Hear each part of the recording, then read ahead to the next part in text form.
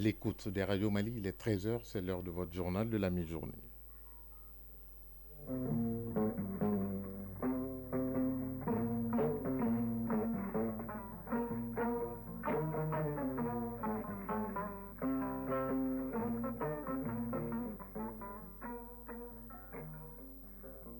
Le journal Ousmane Daou. Mesdames et messieurs, bonjour. À la une de ce 13 heures, le Premier ministre Dr Choguel Kokalamaïga a lancé ce matin l'année scolaire 2024-2025. Le chef du gouvernement a salué les parents d'élèves et les partenaires sociaux de l'école pour leur résilience en raison des inondations qui ont retardé le démarrage des cours. Et puis, dans notre dossier de ce lundi, on parlera toujours éducation, puisqu'il y a des intermittentes qui viennent à Bamako pendant les vacances pour chercher leur trousseau scolaire. Ces intermittentes sont bien payées, oui ou non? Amin Dambélé nous en dira plus. La page internationale de ce journal nous emmènera bien sûr au Tchad, où on a bouclé hier la liste des candidatures pour les élections générales. Pendant ce temps, en Ouganda, c'est la foudre qui a foudroyé une église avec 14 morts. Et puis aux États-Unis, demain, c'est le jour J pour la présidentielle. Qui de Kamala Harris ou de Donald Trump sera le prochain président du pays? La page sport sera développée par Fotigi Tunkara. Avec lui, il sera question de football, notamment le tournoi UFOA de Dakar. Le Mali joue cet après-midi en finale contre le Sénégal. On parlera également de la 4e journée des poules de la Ligue des champions d'Europe. Voilà pour le sommaire. Dans un instant, les détails. Lundi 4 novembre 2024, mesdames et messieurs, bonjour. Merci d'avoir choisi Radio Mali pour vous informer. Je le disais dans les titres, le Premier ministre, Dr Choguel Kokalamaïga, a procédé ce matin au lancement de l'année scolaire 2024-2025. Le chef du gouvernement a salué les parents d'élèves et les partenaires sociaux de l'école pour leur résilience en raison des inondations qui ont retardé le démarrage des cours. Nous proposons d'écouter le Premier ministre Dr Choguel Kokalamaïga. C'était au lycée Notre-Dame du Niger. Il répond aux questions de Mamari Koné Aliou Touré de la presse de la primature. Avec la situation des inondations, le droit de l'enfant malien à l'instruction, à l'éducation, qui est un droit fondamental, était au cœur des préoccupations du chef de l'État. Il a toujours dit qu'il faut créer les conditions pour que l'enfant malien puisse aller à l'école. Et cette année, nous avons eu un obstacle naturel, les inondations. Je voudrais me féliciter de la capacité d'organisation et de suivi des différents membres du gouvernement et tous les agents de l'État qui ont mis les bouchées doubles dans toutes les régions sous la houlette des gouverneurs pour créer les conditions d'une rentrée scolaire le 4 novembre, ce lundi, malgré toutes les difficultés. J'ai bien entendu une pensée pieuse pour les Maliens qui, pour diverses raisons, ont perdu la vie ou des biens matériels dans cette catastrophe. Ma deuxième satisfaction, c'est la résilience et la compréhension des parents maliens qui ont accepté avec leurs enfants ce report édicté par le gouvernement qui était animé du souci de bien faire. Bien entendu, la mobilisation du corps enseignant, de tous ceux qui s'occupent de l'enseignement, du corps de l'administration scolaire et de la motivation des élèves. Je voudrais dire que j'ai été impressionné ce matin par ce que j'ai entendu. J'ai même chahuté les élèves et leurs enseignants en disant que vous avez commencé la clarification avant les hommes politiques. Parce que exactement le type de cadre que le chef de l'État souhaite voir formé par les écoles, un cadre instruit, responsable, indépendant, patriote. L'école n'est plus une fabrique de fonctionnaires, d'élèves qui sortent pour s'asseoir. L'école devient désormais une fabrique de cadres de haut niveau ou de quelque niveau que ce soit pour apprendre et développer notre pays. Voilà à l'instant le docteur Choguel Kokalamaïga, le Premier ministre qui a lancé l'année scolaire 2024-2025. C'était au lycée Notre-Dame du Niger, ici à Bamako. À présent, nous accueillons dans ce journal en direct Awadit Makamara. Bonjour. Bonjour Ousmane Dao. Merci, bienvenue. Merci beaucoup. Avec notre couleur du jour qui est la couleur bleue. Bleu. Alors, vous étiez sur le terrain et vous avez sillonné quelques établissements, notamment secondaires, avec vous. Est-ce que les élèves sont venus en masse? Oui, tout d'abord, bonjour à vous, chers auditeurs. Ousmane Dao, la rentrée des classes est enfin effective pour des milliers d'enfants à travers le pays.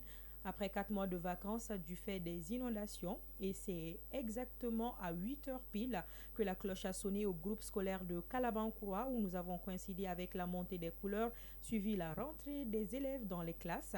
L'effervescence de la rentrée était palpable car les élèves démontraient leur envie de reprendre les cours.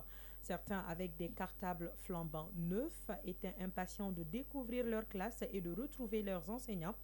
À l'extérieur, dans la cour, des groupes d'élèves s'échangeaient des histoires de leurs vacances, tandis que d'autres jouaient ensemble. Et à titre d'exemple, dans une classe de 9e année, nous avons eu l'occasion de suivre la leçon modèle sur l'entrepreneuriat.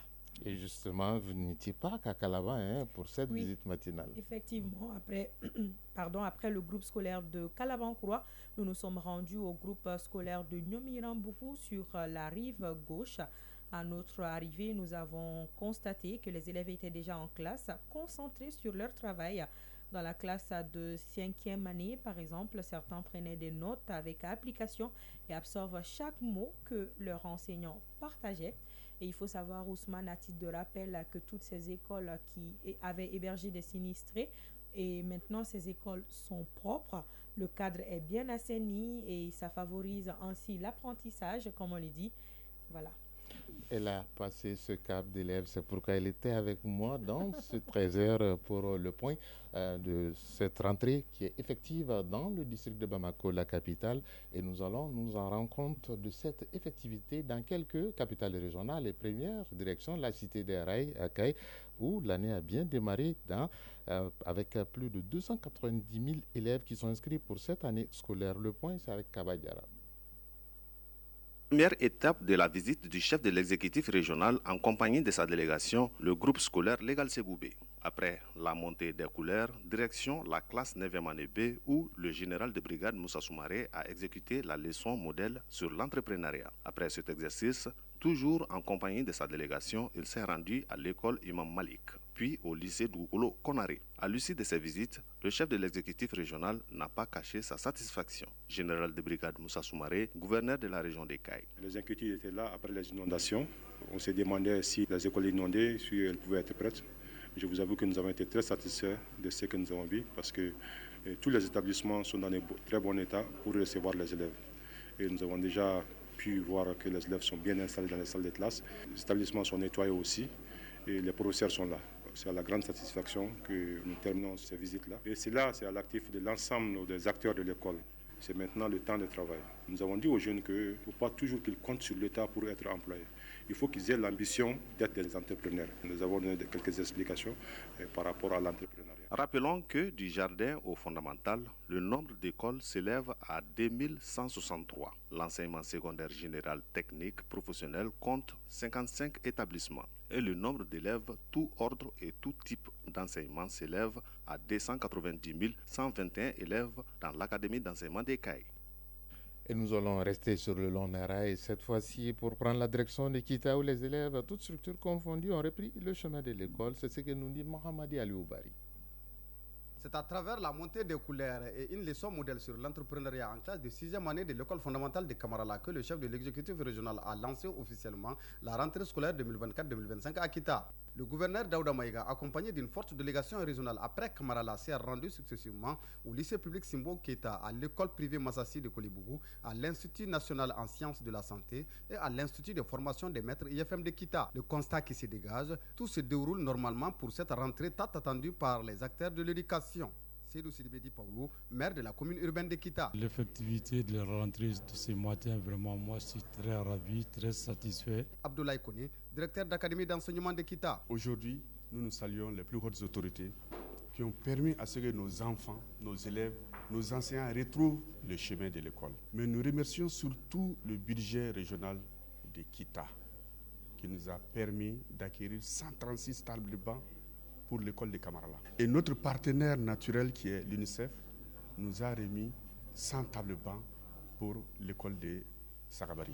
Pour le chef de l'exécutif régional, cette rentrée a tenu toutes ses promesses pour les plus hautes autorités du pays. Daouda Maïga, gouverneur de la région de Kita. Donc, constater l'effectivité de la rentrée scolaire 2024-2025, nous sommes passés dans un certain nombre d'établissements. Nous avons profité de cette occasion pour donner les conseils habituels à nos enfants Nous avons également fait la réception d'un certain nombre de tables-bancs, en l'occurrence 236. C'est aussi l'effort que l'État malien, à travers le budget d'État, fait à travers l'équipement de certaines classes, de certaines écoles, à travers 136 bancs au total. Auparavant, le directeur d'académie d'enseignement de Kita et le gouverneur ont remis un important lot de tableaux-bancs à plusieurs groupes scolaires et des kits scolaires offerts par l'État malien et son partenaire UNICEF. Kita, Mohamed Ali Oubari Nouhoun Kamara, Mohamed Fabrice Kambo pour l'ORTM. Nous allons quitter les rails maintenant pour aller sur le fleuve Niger et le bateau va accoster à Koulikoro, dans la capitale du Méguétan, où la rentrée scolaire est effective dans toute la région. Adam Traoré pour les détails. La rentrée scolaire 2024-2025 s'est déroulée dans une ambiance bon enfant dans la capitale du Méguétan.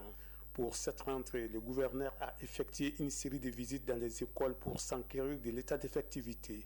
La première étape de cette tournée a concerné le groupe scolaire du centre, un établissement situé non loin du stade Mamadou Diarra H. Sur le lieu, le premier responsable en charge de la région de Koulikoro a procédé avec sa délégation à la montée des couleurs, une manière de cultiver le civisme et le patriotisme dans les esprits et dans les cœurs des apprenants. Colonel Lamine Kapori Sanogo, gouverneur de la région de Koulikoro.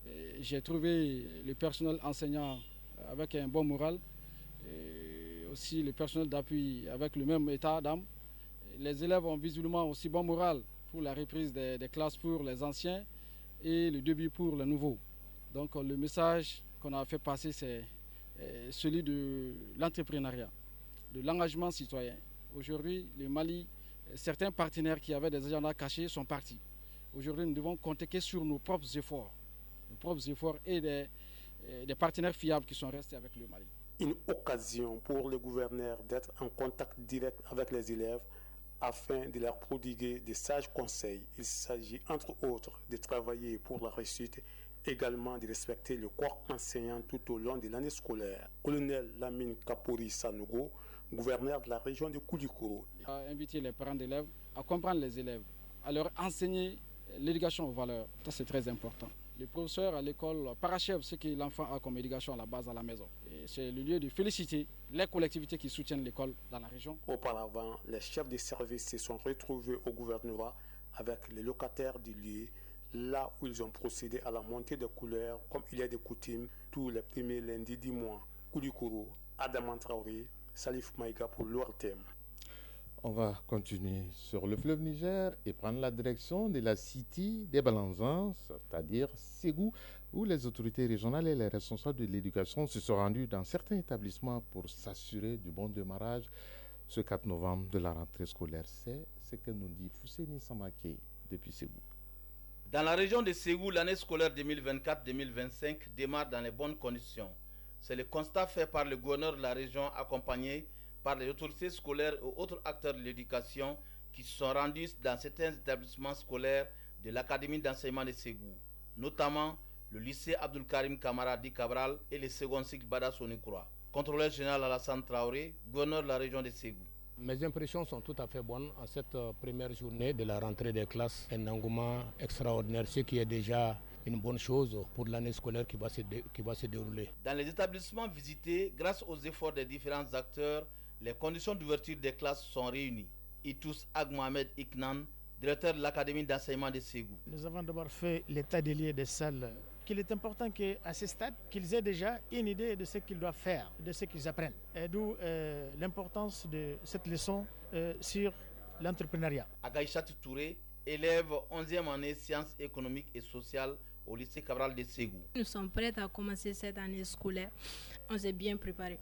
J'ai envie de me lancer dans l'entrepreneuriat aussi.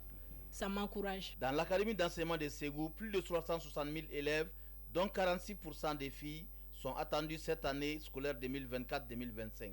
Ségou Fousseini Samake et Bassi Traoré pour l'ORTM. Même exercice à son non loin de Ségou où le gouverneur s'est rendu dans quelques établissements scolaires pour s'assurer du bon démarrage de la nouvelle rentrée scolaire 2024-2025. Drissa Kone nous fait le point. La récréation est terminée. Les élèves ont repris le chemin de l'école dans les 6 caps de l'Académie d'enseignement des 100. Élèves et parents s'en réjouissent. Sitan Konaté, élève. Je suis très contente parce que ça fait longtemps qu'on est à la maison. Baba Traoré, parent d'élèves. la cour de l'école est bien nettoyée, les enseignants sont présents, donc les élèves aussi sont motivés. Espérons que l'année va être fructueuse. Le gouverneur, accompagné d'une forte délégation, s'est rendu au groupe scolaire Amitié. Place à la montée des couleurs, suivi de la leçon modèle dans une salle de 9e année. Le thème choisi est l'entrepreneuriat, histoire de faire savoir aux enfants que demain, c'est aujourd'hui. Colonel-major Ousmane Sangaré, gouverneur de la région de San. Pour tout simplement vous expliquer l'avantage que tout le monde ne pourra pas être fonctionnaire. C'est ce que l'État doit faire normalement. L'État doit prendre tout le monde, parce que tout le monde est malien. Mais comme l'État n'a pas les moyens d'utiliser tout le monde, l'État veut nous faire comprendre que, dès à présent, réfléchissez à d'autres choses. C'est ça un peu le thème qu'on vient de vous expliquer. L'entrepreneuriat. Ibrahim Zakatouré, directeur de l'Académie d'enseignement de San. C'est un bel exemple que l'État nous donne pour dire qu'avec la solidarité, l'école peut réussir. Mais permettez-moi aussi de lancer un appel pressant à la communauté éducative et de comprendre que nous avons perdu un mois, mais nous avons des atouts, nous avons des stratégies pour y remédier. Sans Drissa Kone et Sedou Kamena pour le RTM. Dans la Venise malienne, à Mopti, ils sont 1008 élèves et plus de 2600 enseignants qui ont repris le chemin de l'école ce matin. Plus de détails, Boubacar Sankare. C'est parti pour la rentrée scolaire 2024-2025 en région de Mopti. Le directeur de cabinet du gouverneur, accompagné des acteurs et partenaires de l'école, s'est rendu successivement à l'école fondamentale de Sarema, au lycée Hamadoun Diko et à l'école Robert Cissé de Mopti pour s'enquérir de l'effectivité de la rentrée scolaire. Mamadou Seydou Diara, directeur de cabinet du gouverneur de Mopti. Nous sommes vraiment satisfaits des conditions de démarrage des cours ici dans la région de Mopti. Pour la simple raison que nous avions des inquiétudes avant ce jour. 400 élèves de l'école inondée de Djenekadara ont débuté les cours sous des tentes installées au groupe scolaire Robert Cissé. Daouda Doumbia, Diaye de Mopti. Nous avons évacué les classes. Nous avons 107 990 élèves et 2631 enseignants qui ont repris le chemin de l'école. La délégation a assisté dans les différentes écoles visitées la leçon modèle sur l'entrepreneuriat. Ousmane Kouaté, vice-président du conseil régional du patronat de Mopti. Le thème de l'entrepreneuriat qui fait un clin d'œil à l'effort de tous les jours des membres du patronat du Mali. L'Académie d'enseignement de Mopti compte 4 centres d'animation pédagogique qui sont les CAP de Mopti, Kona, Sofara et Djenné. Mopti, Boubacar Sankaré et Sulban Tepsuge pour leur thème. De la 5e région Mopti, Cap sur Gao, 7e région, dans la cité des Askia, la rentrée scolaire se déroule bien puisqu'elle a bien démarré ce matin à l'instar des autres régions que nous venons de visiter. Le point, c'est avec Rakia Toutouré. Dans la ville de Gao, ils sont plusieurs milliers d'élèves répartis entre les 5 centres d'animation pédagogique qui comptent la région. À la tête d'une forte délégation composée notamment de tous les partenaires de l'école dont l'UNICEF, le chef de l'exécutif régional s'est rendu dans plusieurs établissements pour s'assurer de l'effectivité de la rentrée scolaire. Général de division Moussa Traoré, gouverneur de la région de Gao. La rentrée est effective dans la région de Gao. Je profite de cette occasion aussi pour saluer le DAE, tous ses enseignants, le partenaire UNICEF et surtout M. le maire de la commune urbaine qui a pris de bonnes mesures pour d'abord faire quitter les sinistrés des différentes écoles, les pulvériser. Et nous prions que tous les partenaires de l'école, surtout les syndicats, que nous allons passer une année apaisée et sanctionnée de succès. C'est au groupe scolaire Farandirei dans la classe de 6e année que le gouverneur et sa délégation ont suivi la première leçon modèle sur le thème « L'entrepreneuriat demeure d'actualité ». Occasion pour les visiteurs d'apporter des messages d'encouragement et de soutien aux élèves et aux enseignants pour une année scolaire reçue. Général de division Moussa Traoré, gouverneur de la région de Gao. Je demande aux élèves d'être curieux, d'être courageux et d'être surtout assidus et disciplinés, puisqu'on ne peut pas apprendre sans discipline. Sadou Abdou, directeur de l'Académie d'enseignement de Gao. Je souhaite dire aux parents d'élèves de tout faire pour l'accoutrement, que les enfants soient disciplinés, assidus et qu'il y ait moins de retard pour que les enseignants qui à leur tour feront de leur mieux, parce qu'on a perdu déjà un mois, il faut qu'on récupère ce mois pour que l'année soit une année de prospérité et de bonne réussite pour nos examens. Et on souhaite dépasser vraiment le cap de l'année dernière. Auparavant, le gouverneur et sa délégation ont assisté à la cérémonie de montée de couleur à la direction régionale de la santé. Gao, Rakia Toutouré, Youssouf Samake pour l'ORTM. Avec ce tour dans nos différentes régions, dans quelques régions bien sûr, également avec le point à Bamako, vous l'avez compris que la rentrée scolaire est effective dans tout le Mali. Eh bien, pour des petits soucis techniques indépendants de notre volonté, vous ne pourrez pas retrouver Tombouctou et Kidal dans ce trésor, mais vous aurez Najim Baba Sissé et Sidi El-Medi Al-Baka dans notre journal de 19h30 qui vont nous dire comment la rentrée a débuté à Tombouctou et à Kidal, 6e et 8e région. Nous restons toujours dans le monde de l'éducation, même si les vacances sont finies, puisque nous l'avons dit tout à l'heure, la rentrée est effective, mais certaines filles mettent les vacances à profit pour venir travailler à Bamako. On les appelle les intermittentes. Pendant les vacances, elles font beaucoup de boulot, mais nous nous intéressons aujourd'hui à celles qui pratiquent la fonction d'aide ménagère. Pourtant, ce n'est pas sans difficulté pour certaines, même si elles arrivent à subvenir aux besoins de leurs parents avec cet argent et pouvoir se faire un trousseau scolaire. Amine Damélé nous en dit plus.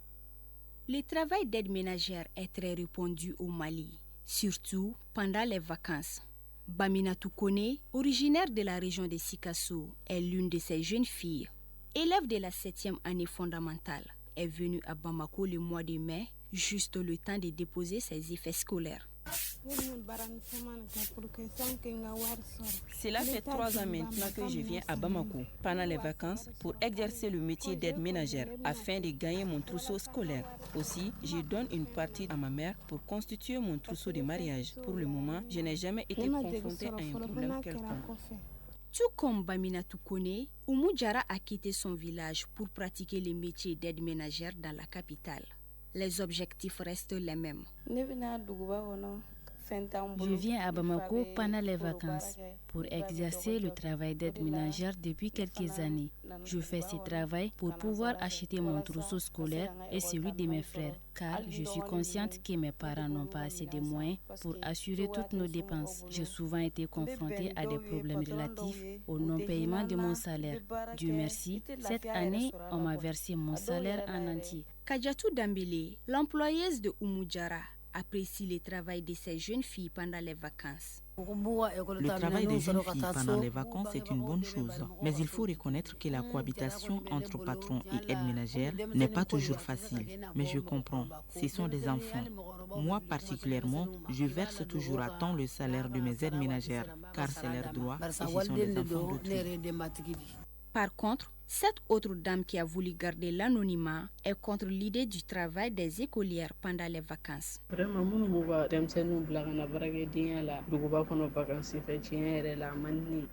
ne partage pas l'idée du travail des jeunes filles pendant les vacances. Je pense qu'elles devraient se reposer pendant les vacances après 9 mois d'études. Toutefois, ces enfants sont souvent confrontés à des problèmes de tout genre. C'est ce qui a poussé cette agence d'aide ménagère située à Garantigui-Bougou à monter au créneau pour sécuriser ses enfants. Abéré Dako, l'agencier. On accueille et oriente les aides ménagères qui viennent du milieu rural. Leurs travaux pendant les vacances sont une bonne chose, car ça leur permet de subvenir à leurs besoins. Nous gardons toujours le premier salaire de la jeune fille comme garantie. C'est pour garder contact avec celle-ci et aussi investir cet argent en cas de problème. À la question de savoir si l'agence fait ce travail moyennant une rémunération, la réponse de Abéré Dako.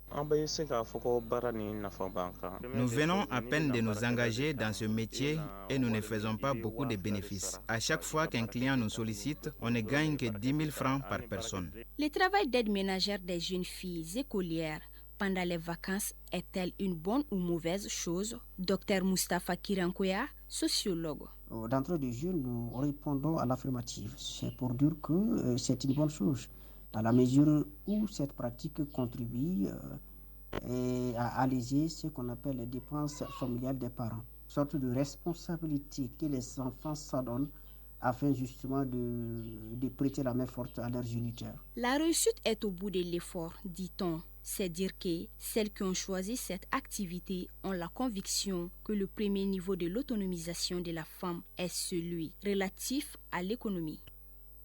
Et justement, à la fin de ce dossier consacré aux intermittentes qui viennent pendant les vacances pour chercher leur trousseau scolaire, nous disons bonne année scolaire à toutes et à tous. Surtout, prenez soin du Mali. Au Tchad, le dépôt des candidatures pour les élections législatives provinciales et communales a pris fin hier. Ce scrutin initialement prévu du 19 au 28 octobre 2024 a été repoussé au 29 décembre prochain par l'Agence nationale de gestion des élections. A rappelé que les dernières élections législatives au Tchad remontent en 2011 et les communales en 2012. Quant aux provinciales, il s'agit d'une première.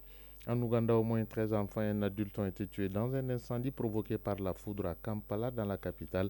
Cet incident est survenu dans un camp de réfugiés où ces victimes étaient en plein culte à l'intérieur d'une église, selon le porte-parole de la police, Kitumu Rosoke. Il a également déclaré que 34 autres personnes avaient été blessées. En Espagne, le roi Philippe VI et la reine, ainsi que le Premier ministre Pedro Sánchez, se sont rendus hier dans le sud du pays suite aux inondations qui frappent l'Espagne depuis quelques jours. Ils ont été chahutés, caillassés et même sifflés, puisque les victimes ne comprenaient pas qu'après tant de jours passés, le roi Philippe, la reine et le Premier ministre se rendent à leur chevet. Et sachez enfin, pour clôturer ce dossier espagnol, qu'il y a quelques minutes, il s'est abattu une forte pluie également sur Barcelone. Pour le moment, beaucoup de disparus, ce que l'aéroport international de Barcelone a été fermé. En Iran, des milliers de personnes se sont rassemblées hier dans le centre de la capitale, Téhéran, pour célébrer le 45e anniversaire de la prise d'otage de l'ambassade des États-Unis en 1979. Devant l'ancienne représentation diplomatique américaine, ils ont brandi des drapeaux iraniens et palestiniens, ainsi que ceux du Hezbollah, soutenus par la République d'Iran. Beaucoup d'entre eux tenaient des pancartes au slogan « À mort l'Amérique et mort à Israël » en anglais et en iranien, ce qui va nous conduire aux États-Unis pour parler de l'élection. Demain, c'est le jour J. Près de 244 millions d'électeurs sont appelés demain aux urnes pour désigner leur futur président Donald Trump ou Kamala Harris. Ils doivent également se prononcer sur le renouvellement de la Chambre des représentants et d'un tiers du Sénat, mais presque un tiers d'entre eux, soit 75 millions de personnes, ont déjà voté de manière anticipée. Ce lundi, la candidate démocrate Kamala Harris terminera sa campagne en Philadelphie, en Pennsylvanie, l'un des swing states, c'est-à-dire les États clés, les plus de députés les plus indécis, avec ses 19 grands électeurs. De son côté, Donald Trump bouclera sa troisième campagne présidentielle à Grand Rapids, dans le Michigan, et ce journal sera bouclé par Fotigi Tunkara dans un instant pour la page sport.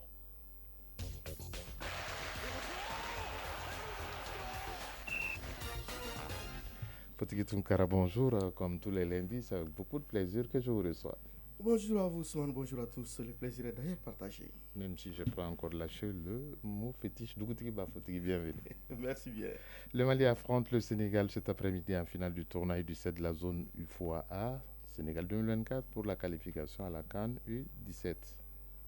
Oui, déjà qualifié pour la phase finale de la CAN U17, principal butin de ce tournoi U17 de la zone A de l'UFOA. Le Mali et le Sénégal se disputent cet après-midi le trophée qui ne sera qu'un bonus initialement prévu au stade Lac Dior de Thiès. Ce match se tiendra finalement à l'annexe du stade Abdoulaye Wade de Diamniadio à partir de 18h temps universel. Tous deux auteurs d'un parcours sans faute ou presque sans faute jusqu'ici. L'un des deux pays subira son premier revers dans cette bataille donc pour la suprématie. Il remake de la finale de l'édition 2022 jouée à Nouakchott en Mauritanie et remporté 4-2 au tir au but par les jeunes Maliens après une partie d'un but partout. Cette rencontre se présente comme un match de revanche pour le Sénégal ou des confirmations pour le Mali. Alors, pour plus de détails, je vous propose d'écouter le sélectionneur national des Aigles cadets du Mali, Adama Diefla Diallo, que nous avons joint hier. La finale sera un match très difficile parce que les deux équipes se connaissent. C'est vrai, c'est pas les mêmes joueurs, mais c'est les deux équipes qui ont joué la finale précédente. Une autre finale allait surprendre les gens, sinon tout le monde savait que c'était les deux prétendants pour ce trophée. C'est vrai, nous sommes détenteurs et nous, on va tout faire aussi pour retourner avec le trophée. On va quand même utiliser nos moyens, nos atouts pour faire mal à l'équipe sénégalaise, mais quand même, ça sera un match très difficile parce que les deux équipes ont déjà fait des parcours sans faute jusque-là, donc du coup, on peut s'attendre à un match très difficile, mais un bon match. Voilà, c'était là donc les sélectionneurs nationaux des LKD du Mali, Adama Djefla Diallo. Alors, il faut le souligner, en match de classement à partir de 15h, la Guinée-Bissau affrontera la Gambie. On va tout simplement souhaiter bonne chance aux aigles cadets du Mali pour qu'ils puissent nous ramener ce trophée. Avant ce trophée, la grande et grosse équipe de l'URTM, même si elle sera sur le terrain sans vous ni moi, aujourd'hui, je n'aimerais pas être à la place de la MAP. En tout cas, il faut le dire, au compte donc de la deuxième journée du groupe B cet après-midi sur le terrain synthétique à ACI 2000, l'ORTM jouera contre la MAP. Alors, la MAP que l'ORTM avait battue lors de la précédente édition, et je pense réellement que Bassaro Aydra et ses compagnons ont donc pas être à la place de prendre leur revanche, mais je sais aussi que l'équipe de Hussein Laiko ne va pas leur donner donc cette opportunité, pas du tout. Alors, après le nul début partout lundi contre la AK, l'ORTM doit se relancer aujourd'hui face à une équipe de la MAPA qui avait donc déjà gagné 1-0 mercredi contre la SMTD. Tout autre résultat différent de la victoire mettra un peu plus l'ORTM dans le creux derrière. Alors, et permettra donc à son adversaire de creuser l'écart. Dans le groupe A, mardi, la MRTP affrontera la GTIC exemptée lors de la première journée. La MRTP effectue ainsi sa première sortie dans la compétition face à une équipe de la GTIC qui avait également gagné 1-0 contre Move Africa en match inaugural du tournoi. Oui, on va aller en Europe pour parler justement de la 4e journée des poules de la Ligue des champions d'Europe, la Coupe aux grandes oreilles Nouvelle Fortune. Dans cette nouvelle version, les grosses cylindrées peinent dans la compétition, contrairement aux petits clubs qui, là, sont en train de créer des surprises. Absolument, les petits clubs qui sont donc dans les top 10 pendant que, comme vous le dites, les grosses cylindrées peinent pour l'instant à donc figurer dans les top 10. Alors, cette première partie donc, du programme de la 4e journée prévoit demain mardi PSV Gérone et Slovan Bratislava Dynamo Zagreb à partir de 17h45. Le reste se joue à 20h. Il s'agit de Sporting Manchester City, Celtic RB Leipzig, Dortmund Sturm Graz, Real Madrid AC Milan, votre AC Milan, Liverpool Bayer Leverkusen, Lille Juventus et Bologne Monaco. On espère que cette 4e journée sera l'occasion pour la plupart donc de ces grandes équipes pour se relancer véritablement ou lancer véritablement leur machine. On va terminer cette page sport avec le basket. Et voilà le stade malien Bamako au bal après Tripoli, cap sur Abidjan. Oui, absolument. Et d'ailleurs, le stade malien de Bamako affronte demain en ouverture donc Abidjan Basket Club. Le coup d'envoi donc de ce match est prévu pour 19h30 temps universel au Palais des Sports de Trècheville pour faire une bonne campagne africaine dans cette phase de division Ouest Elite 16 de la Basketball Africa League 2025. Le stade malais de Bamako a renforcé son effectif. Les Blancs ont enregistré l'arrivée de 4 nouveaux joueurs. Il s'agit des frères jumeaux Alassane et Hussein Diarra, vice-champion du monde U19 avec le Mali en 2019, ainsi que Carter Diarra, qui a donc réalisé une bonne prestation avec les Sud-Africains des Captain Tigers et Mamadou Doucouré. Grâce à leur expérience acquise dans les ligues mineures de basketball aux États-Unis, ces joueurs pourront apporter un plus aux médailles de bronze de la balle 2023. Alors, ces renforts de taille viennent ainsi compenser les départs de certains ténors comme le capitaine d'équipe Makan Keita et Mohamed Paré, qui ont donc rejoint la SOA en première division ivoirienne. L'élite 16 de la Basketball Africa League 2025, c'est du 5 au 10 novembre à Abidjan, en Côte d'Ivoire. Bonne chance au Blanc de Bamako. Merci à vous, Fotigi Tunkara, pour le tour de l'actualité sportive dans ce 13h. Merci à vous également. Comme je l'annonçais dans les titres, la principale information de ce 13h, c'est le retour des élèves à l'école. Et le lancement a été donné au lycée Notre-Dame du Niger par le Premier ministre Dr Shogel Kokalamaïga. Bonne année scolaire à toutes et à tous. Ce journal à 13h34 à Dramane et à Logo Kakulu et Rézonkai C'est la fin de cette édition qui vous a été présentée par Ousmane Daou, mise en onde Absi Traoré, mise en ligne Badi Touré, réalisation Soumaou Aïdara.